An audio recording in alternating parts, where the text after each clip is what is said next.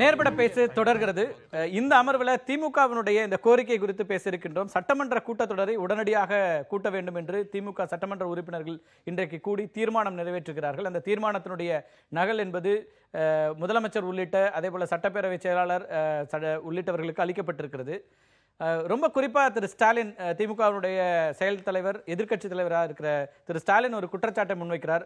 சட்டப்பேரவையை கூட்டினால் ஆட்சி நீடிக்குமா என்ற அச்சம் முதலமைச்சருக்கு இருக்கிறது என்கிற ஒரு குற்றச்சாட்டை முன்வைக்கிறார். இது குறித்து விவாதிக்க இருக்கின்றோம். இந்த அமர்வில் நம்மோடு இணைகிறார்கள். ஏற்கனவே நம்முடைய அமர்வில் முதல் அமர்விலிருந்து நம்மோடு இருக்கின்ற திரு ஆர்.கே. ராதாகிருஷ்ணன், திராவிட முன்னேற்ற கழகத்திலிருந்து திரு கோவிச்செழியன், சட்டமன்ற உறுப்பினர் திரு கோவிச்செழியன், அதே போல அதிமுகவிலிருந்து திரு புகழேந்தி, கர்நாடக அதிமுகவினுடைய மாநில செயலாளர், ஓய்வு பெற்ற IAS அதிகாரி திரு தனவேல். அனைவருக்கும் வணக்கம். திரு செழியன், உங்கள்கிட்ட இருந்து தொடங்கலாம். என்ன அடிப்படையில் இந்த கோரிக்கைகள் முன்வைக்கப்படுகின்றன? உங்களுடைய குற்றச்சாட்டுகள் என்ன? அதெல்லாம் முதல்ல. இன்றைய தினம் எங்கள் சட்டமன்ற கட்சியினுடைய தலைவர், சட்டமன்ற எதிர்க்கட்சி தலைவர் அண்ணன் தளபதி தலைமையில் சட்டமன்ற உறுப்பினர் கூட்டம் நடைபெற்றது. அந்த கூட்டத்தில் சட்டமன்றத்தை உடனே கூட்ட வேண்டும், மக்கள் பிரச்சனையை விவாதிக்க வேண்டும் என்று பொருள்படுகிற ஒரு தீர்மானமும், எங்கள் கழகத்தின் தலைவர், திராவிட இயக்கத்தின் பெருந்தலைவர் தலைவர் கலைஞருடைய வைர விழாவை சட்டமன்றத்தில் அவர் கொண்டிருந்த அந்த நீண்டகால பயணத்தினுடைய விழாவையும் இணைத்து பிறந்தநாள் விழா மற்றும் வைர விழாவை எழுச்சியோடு கொண்டாடுகிற விதமாக கருத்தரங்கம், பட்டிமன்றம், பாட்டரங்கம், இன்னும் சொல்லரங்கம் என்ற பல நிகழ்ச்சிகள் நடத்த வேண்டும் என்ற 2 முக்கிய தீர்மானங்கள் முன்மொழியப்பட்டு நிறைவேற்றப்பட்டது. இது நீங்கள் ஐயப்பாரோடு எழுப்பி அல்லது விவாத பொருளாக்கக்கூடிய செய்தி, ஏன் சட்டமன்றத்தை கூட்ட வேண்டும், ஏன் கேட்கிறார் என்று கேட்கிற வினா என்பது அலுவல் ஆய்வுக்குழு கூட்டம் நடந்த பொழுது எதிர்க்கட்சி தலைவர், முதலமைச்சர், அவை முன்னவர் எல்லோரும் ஒன்று கூடி பேசிய பேச்சு என்னவென்று சொன்னால், பட்ஜெட் தாக்கல் செய்யப்பட்டு பொது விவாதத்தை முடித்துக் கொள்வோம். இடையில் இடைத்தேர்தல் ஆர்கே நகரில் வருகிறது. ஆர்கே நகர் இடைத்தேர்தல் முடிந்த பிறகு மானிய கோரிக்கை விவாதத்தை வைத்துக்கொண்டு அனைத்து துறையினுடைய விவாதத்தையும் ஏற்றுக்கொள்வோம் என்றதால் அலுவல் ஆய்வுக்குழு சபாநாயகர் தலைமையில் பேசி முடிவெடுக்கப்பட்டது. அதன்படியே நாங்கள் முதல் பட்ஜெட் பொது விவாதத்தில் கலந்து கொண்டோம். தேர்தல் வந்தது, ஒத்தி வைத்தார்கள். தேர்தல் நிறுத்தப்பட்டது. மீண்டும் சட்டமன்றத்தை கூட்டுவார்கள் என்று எதிர்பார்த்த நிலையில் தான் கடந்த 11ஆம் தேதி ஆளுநர் இந்த சட்டப்பேரவையினுடைய கூட்டத்தொடரை நிறைவுற்றது, முடித்து வைத்திருக்கின்ற அறிக்கையை வெளியிட்டார். எந்த ஒரு விவாத பொருளும் எடுத்துக்கொள்ளாமல், யாரும் கலந்து பேசாமல் ஆளுநர் அறிவித்திருப்பது, சட்டமன்ற அலுவல் ஆய்வுக்குழு கூடிய முடிவை, சட்டமன்றத்தின் குழு எடுத்த முடிவை, சட்டமன்றத்தினுடைய முடிவை அரசாங்கம் மீறுகிறதா, ஆளுநர் மீறுகிறாரா, அதை மீறுகிற காரியத்தை செய்தது யார் என்ற ஒரு ஐயப்பாடு ஜனநாயகத்தில் இடத்தான் செய்கிறது. இதைவிட திமுகவுடைய கோரிக்கை இதில் என்னவென்று சொன்னால், நாட்டில் நிறைய பிரச்சனைகள் இருக்கிறது. நீட் தேர்வு, விவசாயிகள் பிரச்சனை, குடிநீர் பிரச்சனை, சொல்லப்படாத பல பிரச்சனைகளை பேசி முடிவெடுக்க வேண்டிய இந்த காலகட்டத்தில் ஆளுநர் சட்டமன்ற நிறைவு செய்திருப்பது என்பது ஜனநாயகத்தை கேள்விக்குறியாக இருக்கிறது. அது மட்டுமல்ல, பட்ஜெட் தாக்கல் செய்யப்பட்டு மட்டும் போதாது, மானிய கோரிக்கை விவாதத்திற்கு வர வேண்டும். புதிய அறிவிப்புகளை எதிர்பார்க்கிறோம், எதிர்க்கட்சிகள் கோரிக்கை வைக்கிறோம். ஆனால் ஆளுங்கட்சிக்கு என்னவென்று சொன்னால், இன்றைக்கு அவர்களுக்குள் இருக்கிற பல பிரிவுகளுக்குள் இருக்கிற பிரிவுகள் இவர்களையெல்லாம் ஒன்று கூடி சட்டமன்றத்தை கூட்டுகிற நேரத்தில் அவர்களுக்கு சங்கடங்கள் நிறைய உண்டு என்பதை புரிந்து கொண்டுதான் இது போன்ற வேலைகள் இறங்கியிருக்கிறார்கள் என்பதை கண்டிக்கிற விதமாக நாங்கள் கோரிக்கை வைத்திருக்கிறோம். தளபதி சொல்லியிருக்கிற கோரிக்கையை ஏற்று உடனடியாக கூட்டப்படவில்லை என்றால் மீண்டும் எங்களுடைய பிரச்சனையை வலியுறுத்தி திராவிட முன்னேற்ற கழகம் முன்னெடுத்து செல்லும் என்று சொல்லியிருப்பது ஜனநாயக கடமையில் திமுக பின்வாங்காமல் வீறுநடை போடுகிறது என்பதற்கான அடையாள தீர்மானங்கள். நம்ம தொடர்ந்து பேசலாம். திரு புகழேந்தி, ஒரு முக்கியமான காலகட்டம், நிறைய பிரச்சனைகளை தமிழகம் சந்தித்துக் கொண்டிருக்கிறது.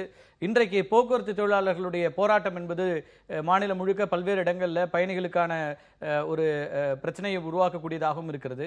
குடிநீர் பிரச்சனை பல இடங்கள்ல இன்னைக்கு காலை குடங்களோட மக்கள் இன்னைக்கு தெருவில் நிற்கிற சூழல் பார்க்கிறோம். முக்கியமான பிரச்சனைகளை பேசுவதற்கு சட்டமன்றம் என்பது உடனடியாக கூட்டப்பட வேண்டும் என்கிற இந்த கோரிக்கை வருவதற்கு முன்னதாகவே ஆளுங்கட்சி இந்த கூட்டத்தொடரை நடத்தியிருக்க வேண்டுமா இல்லையா? நீங்க உடனடியாக கூட்டத்தை முடித்து வைப்பது எதற்காக? இப்ப ஒரு சட்டமன்ற கூட்டத்தொடரை கூட்டினால் இருக்கிற இப்ப அணிகள், உங்களுக்குள்ள இருக்கிற பிரிவுகள் இதெல்லாம் அங்கே வெளிப்பட்டு ஒரு வேறு விதமான ஒரு நிலை ஏற்பட்டுரும் அப்படிங்கிற அச்சம் இருக்கிறதா? இல்லை, அது இல்லவே இல்லை. இட்ஸ் எ டிஸ்கிரிப்ஷன் பவர் என்று சொல்வார்கள். ஸ்பீக்கருடைய பவர். அவர் கூட்டலாம் என்பது, தேதியை கொடுத்து தள்ளி கூட்டலாம் என்பது இருக்கிறது. ஆனால் இங்கே பொறுத்தவரை இன்றைய தினம் எதிர்க்கட்சி தலைவர்கள் கடிதத்தை கொடுத்திருக்கிறார்கள். அதிகமாக பிரச்சனைகள் இருப்பதால் நிச்சயமாக அவர் கூட்டுவார். நாங்கள் சட்டமன்றத்தை கூட்டுவதற்காக இந்த ஆளும் கட்சி எப்பொழுதும் தயங்காது. அதை 2 முறை நிரூபித்திருக்கிறோம். சட்டமன்றத்தில் மெஜாரிட்டி இல்லை அதிமுகவிற்கு, அதிமுக என்று சொல்லி பெரிய போராட்டமே நடந்ததை நீங்கள் பார்த்திருப்பீர்கள் தொலைக்காட்சியில். எல்லாவற்றிலும் பார்த்தோம். அங்கே பெரிய வெற்றியை பெற்றோம். அதற்கு பின்னாலே வேறு விதமாக பேக்டோர் என்று சொல்வார்களே, பின்புறமாக வந்து ஸ்பீக்கர் மீது நம்பிக்கை இல்லை, சபாநாயகர் மீது என்று சொல்லி இன்னொரு இதே போல கூட்ட வேண்டும் என்று சொல்லி அங்கே வாக்கு நடத்தப்பட வேண்டும் என்று சொன்னார்கள். அதிலேயும் அப்படியே வெற்றி கண்டோம். ஆகவே பயமோ எந்தவித ஒரு சலசலப்போ கிடையாது. நிச்சயமாக கூட்டுவார்கள். அதற்கு பிறகுதான் உங்க கட்சியில மற்ற பிரச்சனைகள் டெவலப் ஆச்சு. நீங்க திரு ஓ பன்னீர்செல்வம் அணியை தனியா போனதை தவிர்த்து அதுக்கு பிறகு பொதுச் செயலாளராக சசிகலா நீடிக்க கூடாது, துணை பொதுச் செயலாளராக இவர் தினகரன் இருக்கக்கூடாது என்றெல்லாம் போர்க்குரல் எழுப்பி அதற்கு பிறகு பல கட்டங்கள் நடந்து முடிந்த பிறகு இன்னைக்கு பல்வேறு இடங்கள்ல சிறு சிறு குழுக்களாக இருப்பதாக தெரியுது. இன்னைக்கு ராஜன் செல்லப்பா மதுரையில ஒரு பேட்டி கொடுக்கிறாரு. இந்த இரண்டு அணிகளுக்கு பேசுவதற்கான இந்த அணிகளையே கலைச்சிடணும், அதிமுக அம்மா அணியில அப்படியான பேச்சுவார்த்தை குழுவே இருக்கக்கூடாதுன்றாரு. இன்னொரு பக்கம் தலித் எம்எல்ஏக்கள் தனியாக கூடி ஒரு கூட்டம் போடுறாங்க. இன்னொரு பக்கம் வட மாநிலத்தில் இருக்கிற வேறு ஒரு சமூகம் இது போன்ற ஒரு கூட்டத்தை நடத்துகிறது.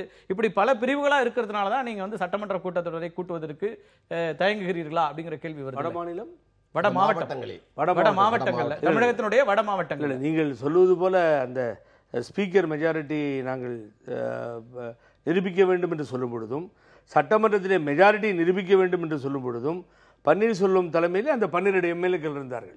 அப்பொழுதும் இருந்தார்கள், முன்பாகவும் இருந்தார்கள். திரு ராஜன் செல்லப்பா அவர்களுடைய கருத்தை நான் முதலிலேயே இங்கே பதிவு செய்திருக்கிறேன். புதிய தலைமுறைக்கு உங்களுக்கு நினைவிருக்கும் நினைக்கின்றேன். ஒரு குழு அமைக்கப்படும் பொழுது அதில் சிலரெல்லாம் இல்லை. அம்மா உயிரோடு இருந்திருந்தால், புரட்சி தலைவர் அம்மா இருந்திருந்தால், ஒரு தாழ்த்தப்பட்ட சமுதாயத்தை சார்ந்தவர்கள் அந்த குழு உயிரோடு இருந்த இந்த பிரச்சனையே வந்திருக்காது. 100% கரெக்ட். அதில் என்ன ஆகுதுன்னு கேட்டீங்கன்னா, இது மாதிரி சிலரெல்லாம் விட்டு விடுறாங்க.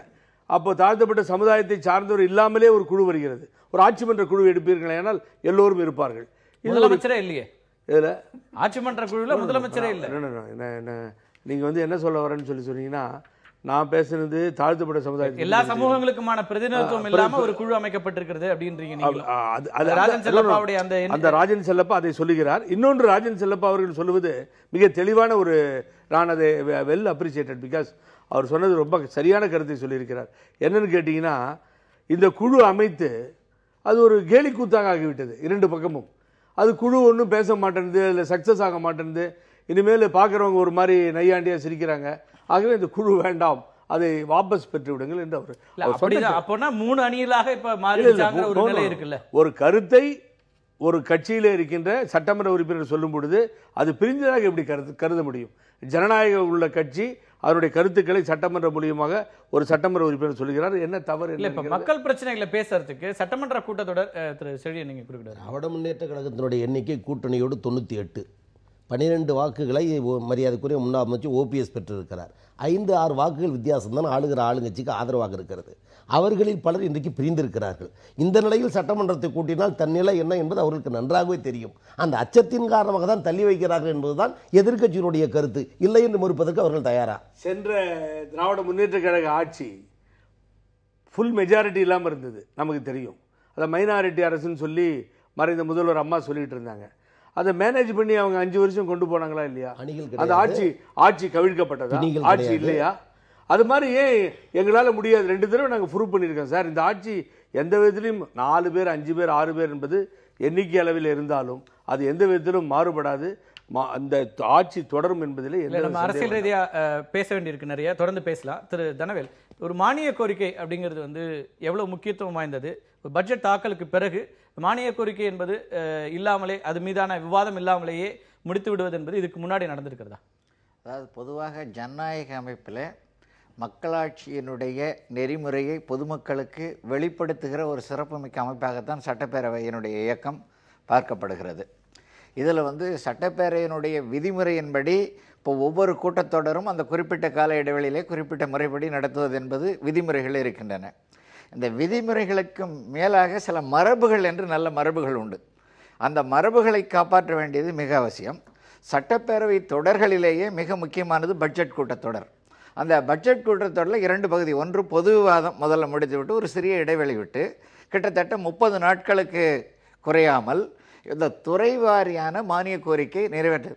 அது காலப்போக்கிலே அது ஒரு சடங்கு போல மக்கள் நினைத்து விடக்கூடாது, அதனுடைய முக்கியத்துவம் குறைந்து விடக்கூடாது என்பதற்காக துறை வாரியாக அந்தந்த பகுதியிலே தேர்ந்தெடுக்கப்பட்ட பிரதிநிதிகள் அவருடைய வாதங்களையும் எதிர்வாதங்களையும் பதிலையும் வைத்து பொதுமக்களுக்கு தெளிவுபடுத்துகின்ற ஒரு முக்கியமான தொடர் இந்த தொடர். அதாவது நம்ம மானிய கோரிக்கை தொடர் என்பது விதிமுறைப்படியிலும் ஒவ்வொரு தொடரிலும் மானிய கோரிக்கை நிறைவேற்றப்பட்ட பிறகு அந்த மானிய கோரிக்கைக்கான நிதி ஒதுக்கீடு மசோதா அப்போதுதான் முழுமை பெறும்.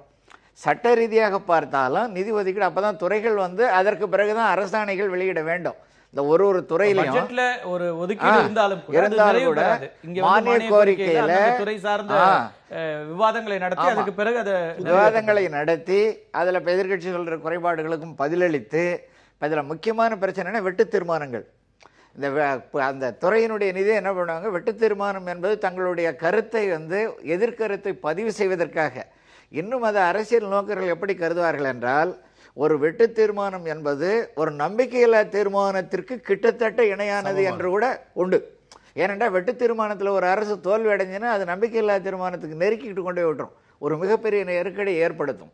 ஆக இப்போ மெஜாரிட்டி ரொம்ப இருக்கிற பொழுது கவலைப்படாமல் கேள்வி எழுதுகிறோம். அப்போது கூட பேசுகிற அமைச்சர்கள் மிக பொறுப்பாக மாண்புமிகு மற்ற உறுப்பினர்கள் எல்லாம் இதை தங்களுடைய வெட்டு தீர்மானத்தை விலக்கி கொண்டு ஆதரவு தருமாறு கேட்டுக்கொள்கிறேன்னு சொல்லி முடிச்சு அதற்கப்புறம் தான் ஜியோ எல்லாம் இஷ்யூ ஆகும். அப்போ தான் பணி தொடங்கும். அதனால் இதை தள்ளி போடுவது என்பது ஜனநாயக மரபுக்கு ஏற்றதல்ல. அவர் எதிர்க்கட்சி தலைவர் அவருடைய பொறுப்பை உணர்த்தி இருக்கிறார். அதனால் அதில் தவறு என்று சொல்ல முடியாது. உரிய காலத்தில் இந்த மானிய கோரிக்கைக்கான விவாதங்கள் எடுத்துக்கொள்ளப்பட வேண்டியது என்பது ஜனநாயக மரபுப்படி அவசியம். நம்ம தொடர்ந்து பேசலாம். ஆர்கே, நீங்க எப்படி பாக்குறீங்க? ரெண்டு விஷயம் இருக்கு. ஒன்று பட்ஜெட் மீதான இந்த விவாதங்கள் நடத்தப்படணும், முக்கியமான பொது பிரச்சனைகள் இருக்கிறது, அதையெல்லாம் விவாதிக்கப்படணும் அப்படிங்கிற ஒரு பார்வையும், இன்னொரு பக்கம் அரசியல் ரீதியாக இது ஒரு ஆளுங்கட்சிக்கு ஒரு பிரஷர்.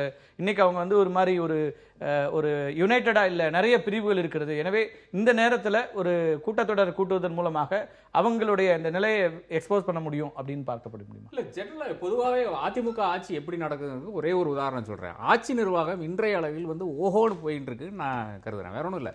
நீங்கள் அந்த கோவிந்தன் தெரு வெஸ்ட் மாவட்டத்தில் போய் பாருங்கள்.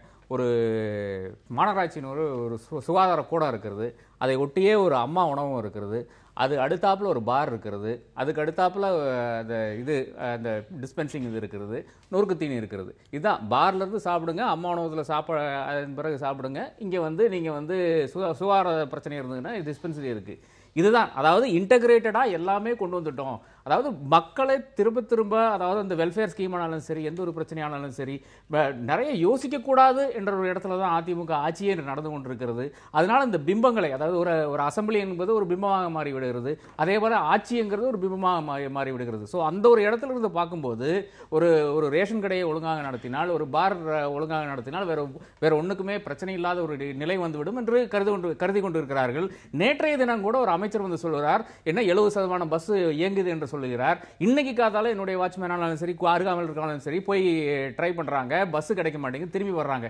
இந்த மாதிரியான நிலை, அதாவது முழுக்க உண்மைக்கு புறம்பான செய்திகளை வெளியிடுவதும் அதற்கு பிறகு அதை ஜஸ்டிஃபை செய்வதும் ஒரு வாடிக்கையை விட்டது. போக்குவரத்து பிரச்சனையை பொறுத்த வரைக்கும் பல கட்ட பேச்சுவார்த்தைகளை நாங்கள் நடத்தணும்ன்றாரு போக்குவரத்து துறை அமைச்சர் பேசுறாரு. இன்னைக்கு அதுக்கு பிறகு மற்ற அமைச்சர்கள் அதை இயக்குவதற்கான எல்லா வேலைகளும் நாங்கள் செய்யறோம் அப்படின்றாங்க. இது ஒரு பக்கம். அதுல நிறைய விமர்சனங்கள் இருக்கிறது. 10 ஆண்டுகளாக ஏன் நீங்க இந்த பிரச்சனையை தீர்க்கல, இவ்வளவு 6500 கோடி ரூபாய் அவர்களுக்கான நிதி கொடுக்கப்படாம இருக்கு அப்படின்னா 10 ஆண்டுகளாக இதையெல்லாம் ஏன் இவ்வளவு அழுத்தமாக கேட்கப்படல? ஜெயலலிதா இல்லாத நிலைமையில் தான் இந்த போராட்டங்கள் மிக பெருசா வருதா அப்படிங்கிற கேள்விகளும் முன்வைக்கப்படுது. ஆனா திரு புகழேந்தி குறிப்பிட்ட மாதிரி பலவீனமான ஒரு அரசாக இருக்கிறது அப்படி, அதனால இது நீடிக்காது அப்படின்னா 91 அப்போ ஒரு மைனாரிட்டியான ஒரு அரசாங்கத்தை நடத்த முடிந்தது அப்படிங்கிறாரு. ஆனால் அன்னைக்கு அவ்வளவு அணிகள் இருந்ததா, பிரச்சனைகள் இருந்ததா, அவங்க ஒன்னா இருந்தாங்க, அதை நடத்த முடிந்தது திரு புகழேந்தி. ஆனால் இந்த நிலையில அப்படி நடத்த முடிகிறதாங்கிறதா கேள்வி இருக்கு உங்கள்கிட்ட. அந்த அச்ச உணர்வுனால தான் நீங்க சட்டமன்ற கூட்டத்தொடரை கூட்டுவதில் உங்களுக்கு பிரச்சனைகள் இருக்கிறதா? இன்னொரு முக்கியமான ஒரு குற்றச்சாட்டு முன்வைக்கப்படுகிறது. வைர விழா ஆண்டு இது. திமுக தலைவர் திரு கருணாநிதிக்கு சட்டமன்ற உள்ள வந்ததுல வைர விழா ஆண்டு. அவர் குறித்து நல்ல விஷயங்களை அங்க பதிவு செய்து விடக் கூடாது என்பதற்காக இந்த கூட்டத்தொடர் கூட்டப்படாமல் நிறைவு செய்யப்பட்டிருக்கிறதுங்கிற குற்றச்சாட்டையும் திமுக வைக்கிறது. அதற்கான பதிலும் வேண்டும். ஒரு சிறிய இடைவேளைக்கு பிறகு நேர்பட பேசு தொடரும்.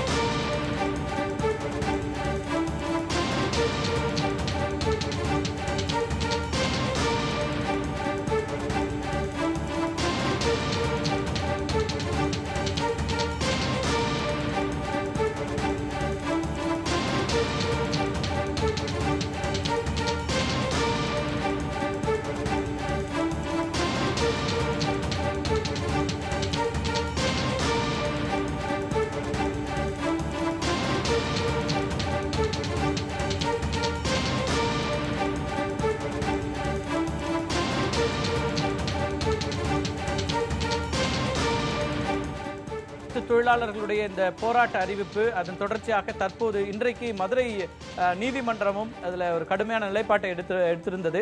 இந்த சூழல்ல தொழிற்சங்கங்களுடன் அரசு நடத்திய இந்த பேச்சுவார்த்தையில் உடன்பாடு ஏற்பட்டு இந்த போராட்டம் என்பது தற்காலிகமாக ஒத்திவைக்கப்படுவதாக அறிவிக்கப்பட்டிருக்கிறது. இது குறித்து நமது செய்தியாளர் ராஜ்குமார் இணைப்பில் இருக்கார். ராஜ்குமார், என்ன அடிப்படையில் இந்த முடிவு எடுக்கப்பட்டிருக்கிறது? போக்குவரத்து தொழிற்சங்கங்கள் அரசுடன் 4.5 மணி நேரம் பேச்சுவார்த்தை தலைமை செயலகத்தில் நடைபெற்றது. இந்த பேச்சுவார்த்தையில் போராட்டத்தில் ஈடுபட்டு வரக்கூடிய போக்குவரத்து தொழிற்சங்க நிர்வாகிகளிடம் அரசு தரப்பிலிருந்து உறுதி அளிக்கப்பட்டிருக்கிறது. அதாவது ஓய்வூதியம் பெற வேண்டிய, அதாவது ஓய்வூதியதாரர்களாக இருக்கக்கூடிய ரிட்டையர்டு எம்ப்ளாயிஸ் கொடுக்க வேண்டிய பணமானது ஒட்டுமொத்தமாக 1000 கோடி ரூபாய் பணம் கொடுப்பதற்கு அரசு உத்தரவாதம் அளித்திருக்கிறது. ஏற்கனவே 750 கோடி ரூபாய் கொடுக்கப்பட்டிருக்கிறது. அதற்கான அரசாணை வெளியிடப்பட்டிருக்கிறது. இன்று நடைபெற்ற பேச்சுவார்த்தையில் 250 கோடி ரூபாய் சேர்த்து ஒட்டுமொத்தமாக 1000 கோடி ரூபாய் பணம் போக்குவரத்து தொழிலாளர்களுக்கு வழங்குவதற்கான உத்தரவாதம் தமிழக அரசு அறிவித்திருக்கிறது. அதாவது பேச்சுவார்த்தையில் ஈடுபட்ட அமைச்சர்கள் தரப்பிலிருந்து உறுதி அளிக்கப்பட்டிருக்கிறது. இது முக்கியமான கோரிக்கையும். இதே போன்று இன்னும் 3 மாதத்தில், அதாவது செப்டம்பர் மாதம் மீதம் 250 கோடி ரூபாய் பணம் போக்குவரத்து தொழிலாளர்களுக்கு கொடுக்கப்படும் என்று அரசு தரப்பிலிருந்து உறுதி அளிக்கப்பட்டிருக்கிறது. அதே சூழ்நிலையில் போக்குவரத்து தொழிலாளர்களுக்கு பிடித்தம் செய்யக்கூடிய பணம், அதாவது அவர்களுடைய ஓய்வூதியம், PF தொகை, வருங்கால PF தொகை, அஞ்சலக தொகை, அதே போன்று கல்வி உதவித்தொகை, இது போன்ற பணங்கள் இனி தொழிலாளர்களுடைய வங்கி கணக்கில் நேரடியாகவே செலுத்துவதற்கு ஏற்பாடுகள் செய்யப்படும். இந்த நடவடிக்கை ஒரு வரைமுறை செய்து 3 மாதத்திற்கு பிறகு தொழிலாளர் வங்கி கணக்கில் நேரடியாக செலுத்தப்படும் என்ற உத்தரவாதம் கொடுக்கப்பட்டிருக்கிறது. இந்த சூழ்நிலையில் தற்காலிகமாக தங்களுடைய போராட்டம் வாபஸ் பெறப்படும் என்று அரசு தரப்பில் பேச்சுவார்த்தையில் ஈடுபட்ட தொழிற்சங்கத்தினுடைய நிர்வாகிகள் உறுதியளித்திருக்கிறார்கள். அதற்கான ஒப்பந்தம் தற்போது அமைச்சர்கள் முன்னிலையில் பேச்சுவார்த்தையில் ஈடுபட்ட தொழிற்சங்க நிர்வாகிகள் தற்போது பேசி முடிக்கப்பட்டிருக்கிறது. இல்ல, இந்த போராட்டத்தில் ஈடுபட்டிருந்ததுல குறிப்பாக தோமுசா, CITU உள்ளிட்ட தொழிற்சங்கங்கள் தான் இருந்தாங்க. அந்த தலைவர்கள், அந்த 10 யூனியன்ஸும் இதை அக்செப்ட் பண்ணிட்டாங்களா? 10 தொழிற்சங்கங்களும் இந்த முடிவுக்கு வந்திருக்கிறார்கள் அப்படிங்கிறது புரிந்து கொள்ளலாமா? ரொம்ப குறிப்பா தொழிலாளர்களுடைய அந்த நிதி என்பது வங்கி கணக்கில் இனிமேல் செலுத்தப்படும் என்பது பார்க்கப்படுகிறது. அப்போ இந்த நிலுவைத் தொகை போக இனிமேல் வருகின்ற ஒவ்வொரு மாதமும் ஓய்வூதியம் என்பது உடனடியாக அவர்களுக்கு அளிக்கப்படும் என்கிற ஏதாவது உத்தரவாதம் அரசு தரப்புல கொடுக்கப்பட்டிருக்கிறதா? அதாவது அரசு தரப்பில் கொடுக்கப்பட்டிருக்கூடிய இந்த வாக்குறுதியில் ஓய்வு பெற்றக்கூடிய தொழிலாளர்களுக்கு கிடைக்க வேண்டிய தொகைதான் முதல் கட்டமாக அவர்கள் கொடுத்திருக்கிறார்கள். மீதம் இருக்கக்கூடிய, அதாவது 1000 கோடி ரூபாய் தவிர்த்து மீதம் இருக்கக்கூடிய 250 கோடி ரூபாய் செப்டம்பர் மாதம் கொடுக்கப்படும் என்ற நடவடிக்கையும், மீதம் இருக்கக்கூடிய மற்ற 4500 கோடி ரூபாய் படிப்படியாக வழங்குவதற்கான நடவடிக்கை எடுக்கப்படும் என்று அமைச்சர் தரப்பில், அரசு தரப்பில் தொழிற்சங்க நிர்வாகிகளுக்கு உறுதியளித்திருக்கிறார்கள். குறிப்பாக இந்த அதிகப்படியான பணம் போக்குவரத்து கழகங்கள் தொழிலாளர்களுக்கான பணங்கள் எடுத்து செலவு செய்தது, இது போன்று பிடித்தம் செய்யக்கூடிய பணத்தினால் தான் பெரும் தொகை தொழிலாளருடைய பணம் எடுக்கப்பட்டிருப்பதாக தொழிற்சங்கங்கள் இந்த பேச்சுவார்த்தையில் முன்வைத்திருக்கிறார்கள். இனி இது போன்ற பிரச்சனை ஏற்படாமல் இருப்பதற்கு மாதம் தொழிலாளர்களுடைய பணம் பிடித்தம் செய்யப்படுவதில் போக்குவரத்து கழகங்களுடைய வங்கி கணக்கில் செல்லாமல் நேரடியாக தொழிலாளருடைய வங்கி கணக்கில் சென்றாலே இது போன்ற ஒரு பிரச்சனை சூழல் ஏற்படாது என்று தொழிற்சங்கங்கள் கருத்துக்களை முன்வைத்திருக்கிறார்கள். அந்த அடிப்படையில் தான் 3 மாதத்திற்கு பிறகு இதையெல்லாம் ஒரு வரைமுறை செய்து 3 மாதத்துக்கு பிறகு பிடித்தம் செய்யக்கூடிய ஒவ்வொரு தொழிலாளர்களுடைய பணம் நேரடியாக தொழிலாளர்களுக்கு செல்வதற்கான நடவடிக்கை அரசு எடுக்கப்படும் என்று அரசு தரப்பில் பேச்சுவார்த்தையில் ஈடுபட்ட அமைச்சர்கள் தரப்பில் உறுதியளித்திருக்கிறார்கள். நன்றி ராஜ்குமார், உங்களுடைய தகவல்களுக்கு நன்றி. தொடர்ந்து பேசலாம்.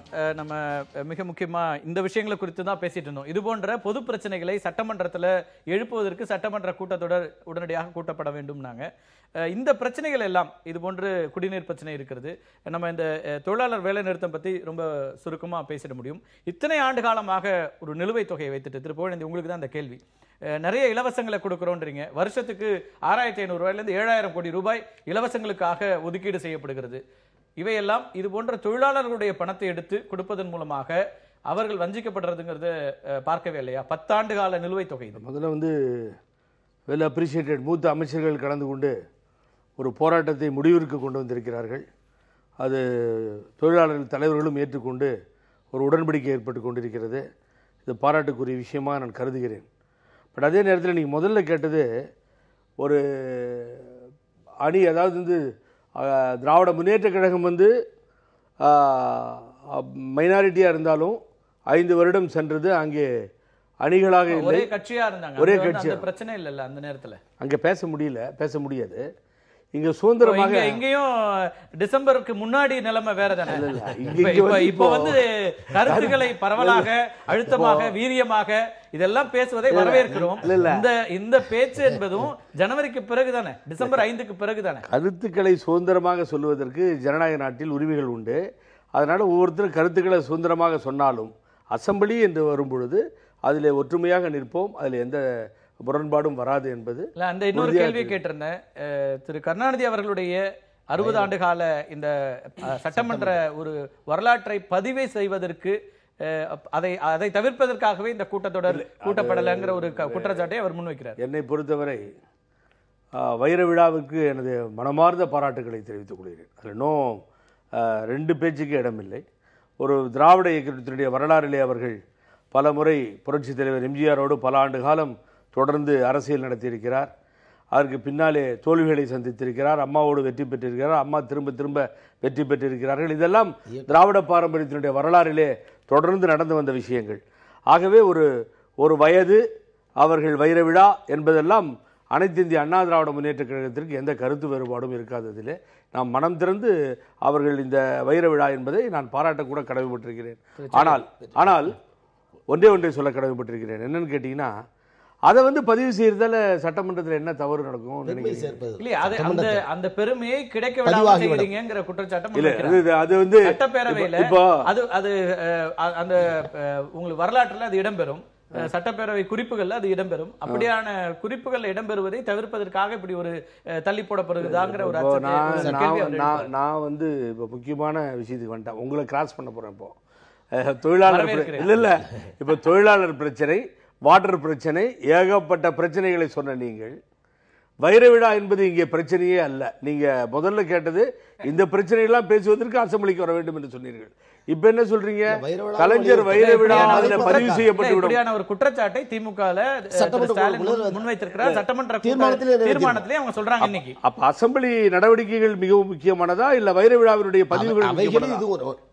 கருத்து சொல்லி, அதாவது மரியாதைக்குரிய அண்ணன் புகழேந்தி அவர்கள் சொல்வது போல லாபகமாக உங்கள் செய்தியை வாங்கி உங்களிடையே மறிப்பதை போல் தொழிலாளர் பிரச்சனை முக்கியம் அல்லவா, குடிநீர் பிரச்சனை முக்கியம் அல்லவா, கலைஞருடைய வைர விழா முக்கியம் என்று நீங்களே சொல்லுகிறார் என்று தனக்குரிய வாத திறமையால் வாதிட மரியாதைக்குரிய நான் ஆசைப்படுகிறார். ஆனால் உள்ள நிலவரம் என்னவென்று சொன்னால், நாட்டு மக்கள் பிரச்சனையை பேசுவதற்கு சட்டமன்றத்தை கூட்டு மறுக்கிறீர்கள் என்றால், எங்கள் தலைவருடைய வைர விழாவை பதிவு செய்கிற திரைமுறை வேலையும் செய்வதற்காக நீங்கள் ஒத்திவைத்து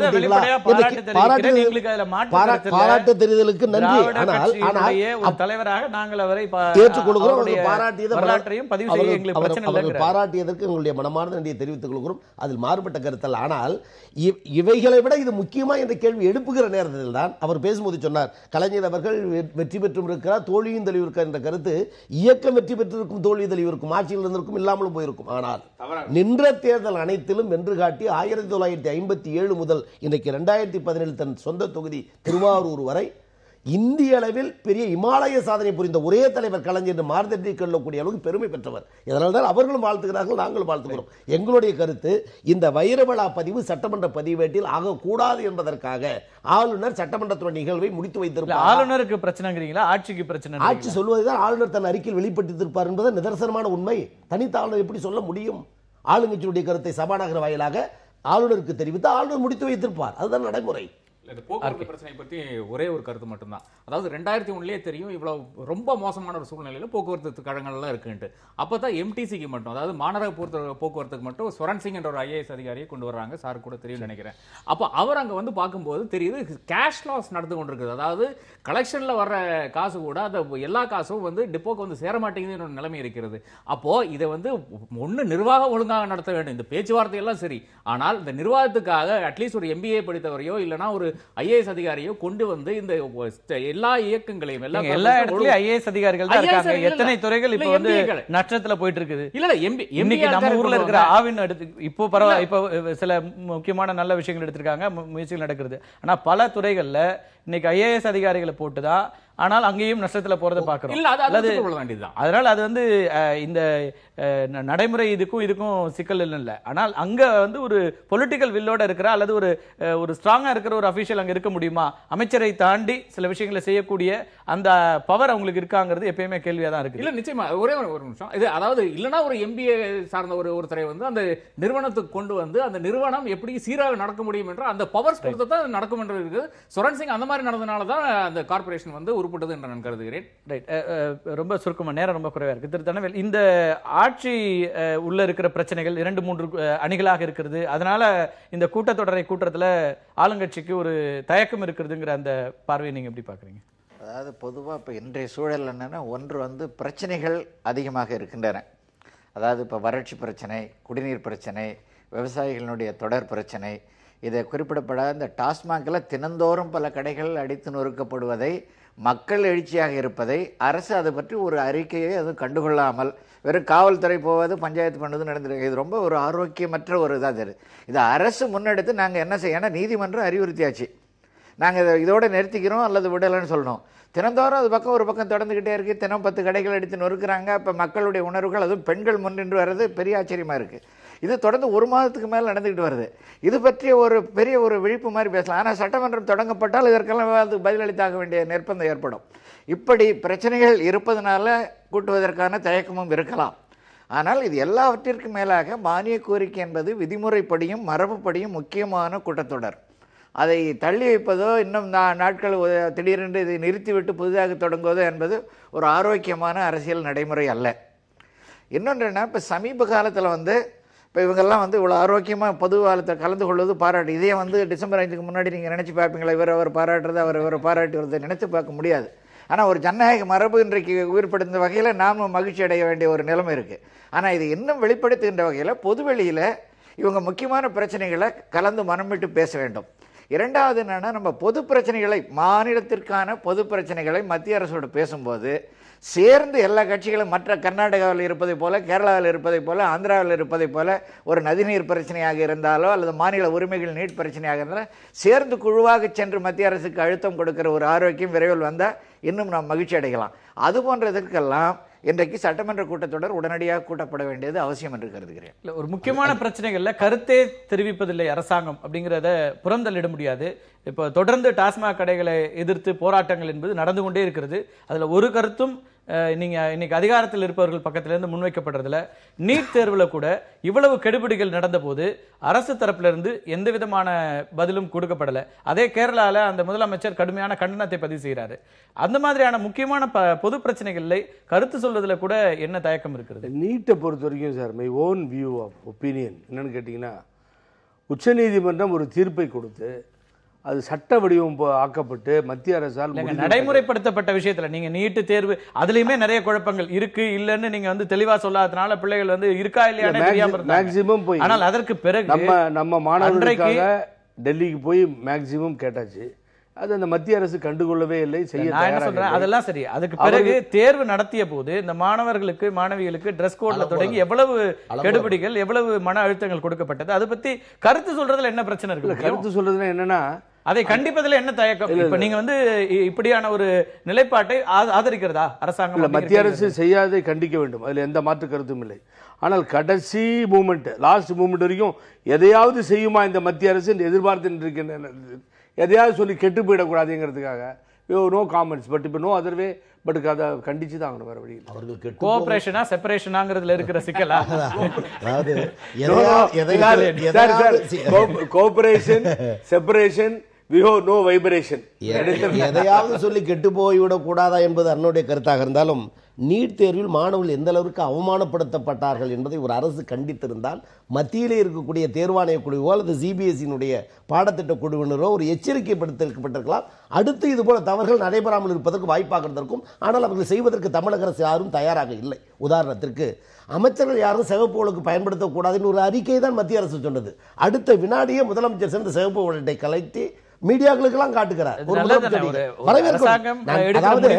அந்த முடிவை ஆதரிக்கிற இவ்வளவு வேகமான ஒரு முதலமைச்சர் தன் தமிழ் மக்கள் பாதிக்கப்பட்ட பொழுது அதை கண்டிப்பதற்கு துணிவில்லாதது ஏன் என்ற ஐயப்பாடு இருக்கிறது. அது மட்டுமல்ல, ஒரே நிமிஷம், ஒரே நிமிஷம். அதே போல் சட்டமன்றம் கூடினால் வருமான வரித்துறைக்கு உள்ளான அமைச்சர் இன்னைக்கு பொறுப்பில் இருக்கிறார். வழக்கு பதிவு செய்ய வேண்டும் உச்சநீதிமன்றம் சொன்ன காமராஜ் பொறுப்பில் இருக்கிறார். குற்றச்சாட்டுக்கு உள்ளாகியிருக்கிற டாக்டர் சரோஜா அமைச்சராக இருக்கிறார். எனவே வழக்கியல் ரீதியாக குற்றவாளிகளாக கருதப்படுகிற அல்லது வழக்கு தொடுக்கப்படாமல் இருக்கிற 3 பேரும் பதில் சொல்ல வேண்டும் என்ற அச்சமும் அரசுக்கு இருக்கிற காரணத்தால் சட்டமன்ற கூட்டத்தொடரை தள்ளி வைக்கிறார் என்று பொதுமக்கள் பேசிக் கொள்கிறார்கள். பதில் சொல்ல வேண்டியது நேரடியான கேள்வி. இந்த கேள்விக்கு பதில் சிகப்பு விளக்கு எதிர்க்கட்சி தலைவர் கார்டில் இருந்தும் கழட்டப்பட்டிருக்கிறது. அததான் சொல்றாரு. மத்திய அரசாங்கத்தோடு அந்த விஷயத்துல இருக்கிற வேகம் இதுல எல்லாம் ஏன் இல்ல அப்படிங்கிறாரு. ரொம்ப குறிப்பா அமைச்சர்கள் மீதான விமர்சனங்கள் கடுமையாக வைக்கப்பட்டிருக்கிறது. உச்சநீதிமன்றம் தலையிட்டு இருக்க போது அதுல என்ன நடவடிக்கை எடுக்கப்பட்டதுங்கிற விவாதங்கள் வரும் என்பதும் ஒரு காரணமா இருக்கு. தனிப்பட்ட நபர் கொடுக்கின்ற புகாரின் அடிப்படையில் ஒன்றொன்றையும் எடுத்துக்கொண்டு ராஜினாமா செய்ய உச்சநீதிமன்றம் சொல்லுது வழக்கு பதிவு செய்யப்பட்டிருக்கிறது. உச்சநீதிமன்றம் ராஜினாமா செய்ய சொல்லவில்லை. இன்னைக்கு வருமான வரித்துறை ஆய்வு நடத்தி சோதனை நடத்தி அதற்கு பிறகு பல கட்டங்கள் நடந்த பிறகும் இதுல வந்து நீங்க மாறல ஒரு அமைச்சரை நாம வந்து எந்த நடவடிக்கைக்கும் உள்ளாக்க வேண்டாம் அப்படிங்கிறது சரியா? இதற்கு முன்னால திரு ஆர் ராஜா மீது மற்றவர்கள் மீதெல்லாம் இந்த குற்றச்சாட்டுகள் வைக்கப்பட்ட போது உடனடியாக பதவி விலக வேண்டும் என்று கேட்டது அதிமுக. இப்பொழுது இந்த இன்கம் டாக்ஸ் நீங்க சொன்ன வருமான வரித்துறை இதுவரை என்ன செய்தோம், என்ன பிடித்தோம், என்ன செய்திருக்கிறோம், அதையாவது நீங்க வேகமா கேட்கணும்ல மத்திய அரசாங்கத்திட்ட அல்லது வருமான வரித்துறையிட்ட என்ன செய்தீர்கள், ஏன் வெளிப்படையா சொல்லலன்ற கேள்வி. விஜயபாஸ்கர் மீது தவறு இருக்கிறதா, ஏதாவது பிடித்திருக்கிறோமா என்பதை வருமான வரித்துறை சொன்னால் உடனடியாக நடவடிக்கை எடுக்க இந்த அரசு நேரம் ரொம்ப குறைவா இருக்கு. உங்களுடைய இல்ல, முக்கியமாக 2009 ஜனவரியில் என்ன நடவடிக்கைகள் தமிழ் மக்களை சேவ் பண்றதுக்கு திமுக எடுத்ததோ அதே நடவடிக்கை தான் இப்போ அதிமுக செய்து கொண்டிருக்கிறது. தொடர்ந்து வந்து அதிமுக ஆனாலும் திமுக ஆனாலும் மக்களுக்கு ஒரே மாதிரி தான் செய்து கொண்டிருக்கிறார்கள். நமக்கு என்ன நன்மை பழிப்பளிக்கும் என்று மட்டும் தான் பார்த்துக் கொண்டிருக்கிறார்கள். தமிழ் மக்களுக்காக இலங்கை அரசாங்கத்தினுடைய அழுத்தம் இருக்கிறதுங்கிற அடிப்படையில் இந்த ரெண்டு ஒப்பீடுகளை வைக்கிறீங்க. ஆமாமா, அது இலங்கை தமிழரானாலும் சரி, தமிழ்நாட்டில் இருக்கிற தமிழரானாலும் சரி, யாரையும் காப்பாற்றுறதுக்கு நாங்கள் ஆள் கிடையாது, நாங்கள் ஆட்சி நடத்துறதுக்கு தான் வந்திருக்கோம், நாங்கள் ஆட்சியாளர்கள் என்ற முறையில் தான் 2 பேரும் வந்து அமர்ந்து கொண்டிருக்கிறார்கள். திரு தனவேல் ரொம்ப சுருக்கமாக குறிப்பா வந்து சமீபத்திய நிகழ்வுகளில் இந்த காவிரிக்கான ஒற்றை தீர்ப்பாயம் கொண்டு வந்தது, மேலாண்மை வாரியத்தை அமைக்க விடாமல் மாற்று வழியிலே அதற்கு தடங்கலாக இருந்தது. 123வது அரசியல் சட்ட திருத்தத்திலே பிற்பட்டோர் நல ஆணையத்துக்கு கூடுதல் அதிகாரம் தருகிறோம் என்ற போர்வையிலே மாநிலங்களினுடைய அதிகாரத்தை பறித்துக் கொள்கிற இந்த முயற்சி, இவற்றிற்கெல்லாம் வலுவான ஒரு அரசு தமிழ்நாட்டில் வெளிப்படுத்திக் கொள்ளாத காரணத்தினால் மத்திய அரசு தொடர்ந்து படிப்படியாக மாநில அதிகாரங்களிலே தலையிடுகிற நேர்வு நிகழ்ந்து கொண்டிருக்கிறது. இது ஒரு மிகப்பெரிய செயலகத்துல மத்திய அமைச்சர் நடத்திய ஆய்வு என்பது கூட இன்னைக்கு விமர்சிக்கக்கூடிய சூழலாக இருக்கிறது. பாரதிய ஜனதா கட்சி என்ன சொல்லுதுன்னா, இது தொடர்ந்து எல்லா மாநிலத்திலையும் அவர் செய்யறாரு, இங்க மட்டும் இல்லன்றாங்க. அப்படி அதாவது ஆரோக்கியமான நடைமுறைகள் இருக்கிற பொழுது, நட்பு ரீதியாக இருக்கிற பொழுது கூட்டாய்வுகள் நடைபெறுவது என்பது தடையில்லை. அந்த கூட்டாய்வு என்பது முதலமைச்சர் தலைமையேற்று மற்ற அமைச்சர் விருந்தினராக வருகிற நிகழ்விலே கூட்டாய்வாக இருப்பதுதான் மறைமுறை. ஆனால் இப்போது இருக்கிற ஒரு குழப்பமான சூழ்நிலையை பயன்படுத்தி கொண்டு அதிகாரத்தை காட்டுகிற வகையிலே நடப்பதாகத்தான் நாம் புரிந்து கொள்ள முடிகிறது. இத்தகைய நேர்வுகள் தவிர்க்கப்பட வேண்டும். அது மாத்திரமல்ல மரியாதைக்குரிய விஜயபாஸ்கர் மீது கைப்பற்றப்பட்ட அந்த குறிப்புகளில் இன்னன்னாருக்கு பணம் பட்டுவாடா செய்யப்பட்டிருக்கு என்பது முதலமைச்சர் பெயரும் இருக்கிறது. ஆனால் அவரை வைத்துக் கொண்டே மத்திய அமைச்சர் ஆய்வு நடத்தியிருப்பது என்பது ஜனநாயகத்துக்கு மிகப்பெரிய கேள்வி கூத்து. தமிழக அரசு நிலை என்னவென்றே புரியாத நிலையாக இருக்கு. அது வந்து அந்த ஸ்லிப்பே இல்ல, பொய்ன்னு சொல்லிட்டு இருக்கோம்ல சார், அது எதுவும் எழுதப்பட்ட ஸ்லிப் சார். அது நேரம் ரொம்ப கடந்து போயிட்டு இருக்கு. எப்பொழுது சட்டமன்றம் கூட்டினாலும் நாங்கள் சட்டமன்றத்தை விரைவில் கூட்ட வேண்டும். மானிய கோரிக்கையை விவாதித்து இன்னைக்கு நிறைவேற்றினாதான் அடுத்த கட்டமாக நீங்க வந்து இன்னைக்கு ஒதுக்கப்பட்ட நிதிகளை வந்து அந்தந்த துறைகளுக்கு கொடுக்க முடியும். எனவே விரைவில் சட்டமன்ற கூட்டத்தொடர் கூட்டப்பட வேண்டும் என்பதுதான் எல்லோருடைய கூட்டப்படும். அங்கே மெஜாரிட்டி நிரூபிக்கப்படும். தேவைப்பட்டால் மறுபடியும் மக்கள் பிரச்சனை பேசப்படும். நன்றி திரு புகழேந்தி. இந்த விவாதத்தில் பங்கேற்ற அனைவருக்கும் நன்றி. மீண்டும் ஒரு நிகழ்ச்சியில் சந்திக்கலாம் நண்பர்களே. நன்றி, வணக்கம்.